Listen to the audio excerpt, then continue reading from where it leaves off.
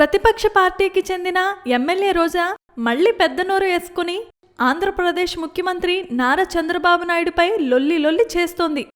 గతంలో తెలుగుదేశం పార్టీలో క్రియాశీలకంగా వ్యవహరించిన రోజా ఆ తరువాత తెలుగుదేశం పార్టీని వీడి వైఎస్ఆర్ కాంగ్రెస్ పార్టీలో చేరి ఇప్పుడు ఎమ్మెల్యే అయింది. శాసనసభలో అడుగుపెట్టింది మొదలు చంద్రబాబుపై, తెలుగుదేశం శ్రేణులపై ఒంటికాలు మీద లేస్తోంది రోజా.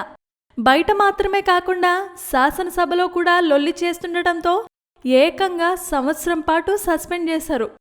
తాజాగా ఆంధ్రప్రదేశ్లో మహిళా పార్లమెంటేరియన్ల సమావేశం జరగనుండటంతో మళ్లీ రోజా వివాదాస్పద వ్యాఖ్యలు చేసింది.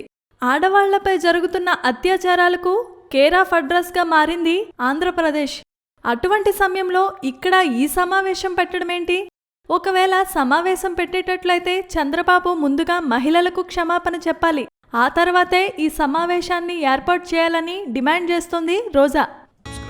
Please subscribe. Hi, it's me Purna. Please subscribe.